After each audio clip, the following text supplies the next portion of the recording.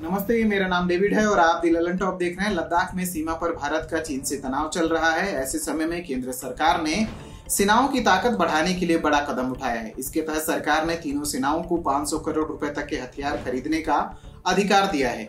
इस अधिकार के तहत सेनाएं इमरजेंसी फंड के रूप में किसी एक प्रोजेक्ट पर अधिकतम 500 करोड़ रुपए खर्च कर सकती हैं। इसके लिए सरकार से अनुमति लेने की जरूरत भी नहीं होगी। इंडिया टुडे ने सरकारी सूत्रों के हवाले से ये जानकारी दी है। इसमें कहा गया है कि नरेंद्र मोदी सरकार ने इमरजेंसी हालात में हथियार खरीदने के लिए तीनों सेनाओं को वित्तीय शक्तियां दी हैं।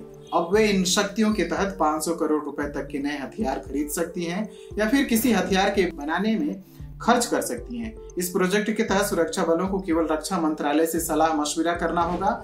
इसके बाद वे युद्ध के लिए जरूरी किसी भी हथियार को खरीद सकती हैं।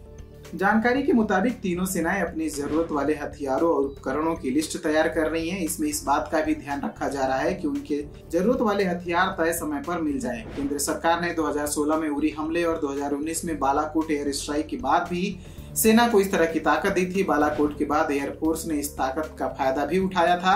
उसने कई मिसाइलें और लड़ाकू विमानों के कल पुर्जे खरीदे थे। एयरफोर्स ने उस समय हवा से जमीन में मार करने वाली स्पाइस 2000 मिसाइल के साथ ही हवा से हवा में मार करने वाली मिसाइलें खरीदी थी।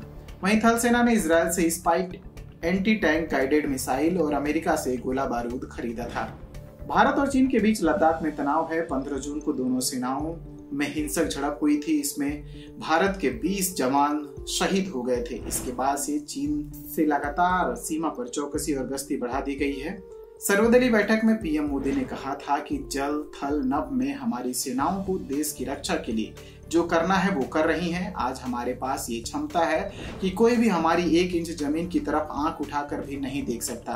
बीते वर्षों में देश ने अपनी सीमाओं को सुरक्षित करने के लिए बॉर्डर एरिया में इंफ्रास्ट्रक्चर डेवलपमेंट को प्राथमिकता दी है। पीएम ने कहा था कि अब नए बने इंफ्रास्ट्रक्चर की वजह से खासकर एलएसी पर अब हमारी पेट्रोलिंग की क्षमता भी बढ़ गई है। इस कारण जिन क्षेत्रों पर पहले बहुत कम नजर आती थी, अब वहां भी हमारे जवान अच्छी तरह से मॉनिटर कर पा रहे हैं।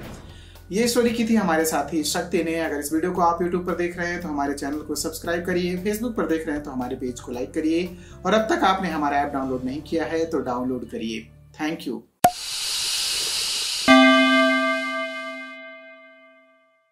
दी ललन टॉप मतलब आपकी खबरें पढ़ने का एक्सपीरियंस बदलने वाली वेबसाइट। यूट्यूब और फेसबुक पर भौकाल काटने के बाद अब बारी है ऐप की। ललन टॉप ऐप जो लॉन्च होते ही कुछ ही घंटों में बन गया था नंबर 1।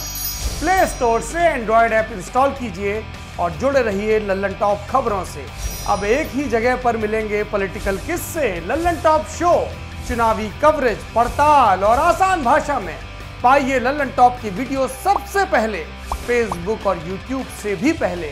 खबरें और वीडियो का आपको मिलेगा नोटिफिकेशन। बड़ी खबर हो या फिर हो किससे, सब आपके फेवरेट सेक्शन आपको हैं बताने। इतना ही नहीं, क्रिकेट मैच का स्कोर और इलाके में मौसम का जोर भी जानिए।